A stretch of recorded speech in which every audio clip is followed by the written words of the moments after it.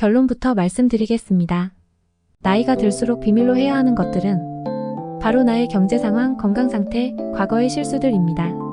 인생을 살아가면서 특히 나이가 들수록 비밀을 지키는 것이 왜 중요한지, 그리고 어떤 비밀을 끝까지 지켜야 하는지 알아보겠습니다. 이 이야기는 우리 삶을 더욱 풍요롭고 평화롭게 만들어줄 것입니다. 먼저 우리가 나이가 들수록 비밀로 지켜야 할 첫 번째는 사생활입니다.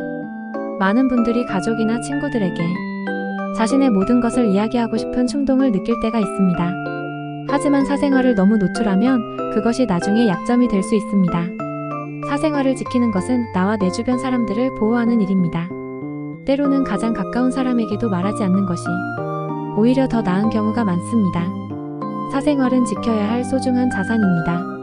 두 번째로 재정 상태를 비밀로 해야 합니다. 돈 문제는 많은 갈등을 일으킬 수 있습니다. 돈 자랑을 하면 시기와 질투를 불러일으킬 수 있고 필요하지 않은 도움 요청을 받을 수도 있습니다. 자신의 재정 상태를 주변 사람들에게 알리지 않는 것이 좋습니다. 재정 상태는 개인의 사정에 따라 다르며 이를 비밀로 유지하는 것이 더 큰 안정감을 줄 수 있습니다. 세 번째로 건강 상태를 너무 자세히 알리지 않는 것이 좋습니다. 물론 가족이나 가까운 친구들에게는 알려야 하지만 모든 사람에게 자신의 건강 상태를 알릴 필요는 없습니다. 지나치게 건강 상태를 노출하면 주위 사람들에게 불필요한 걱정을 끼칠 수 있고 때로는 동정이나 지나친 간섭을 받을 수 있습니다. 자신의 건강에 대한 이야기는 꼭 필요한 사람에게만 하는 것이 좋습니다. 네 번째로 과거의 실수를 비밀로 해야 합니다.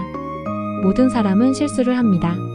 그러나 과거의 실수를 지나치게 드러내는 것은 현재의 관계에 악영향을 줄 수 있습니다. 자신의 과거 실수는 나 자신만이 교훈으로 삼으면 되는 것이지 굳이 다른 사람에게 알릴 필요는 없습니다. 실수를 통해 배운 점을 기억하고 앞으로 나아가면 됩니다. 마지막으로 계획과 목표를 비밀로 해야 합니다. 자신의 계획과 목표를 사람들에게 자랑하듯 이야기하면 오히려 실행력이 떨어질 수 있습니다. 목표를 비밀로 하고 묵묵히 실천하는 것이 더 큰 성과를 이끌어낼 수 있습니다. 목표는 자신만의 것으로 간직하고 이를 이루기 위해 꾸준히 노력하는 것이 중요합니다. 여기까지 나이가 들수록 비밀로 지켜야 할 5가지에 대해 이야기해 보았습니다. 이제는 우리의 삶에서 말실수를 줄이고 신중하게 말하는 법을 배워야 합니다. 말을 아끼는 것이 나와 주변 사람들의 관계를 더욱 돈독하게 만들어줄 것입니다. 당신의 삶이 더욱 평화롭고 행복해지기를 바라겠습니다.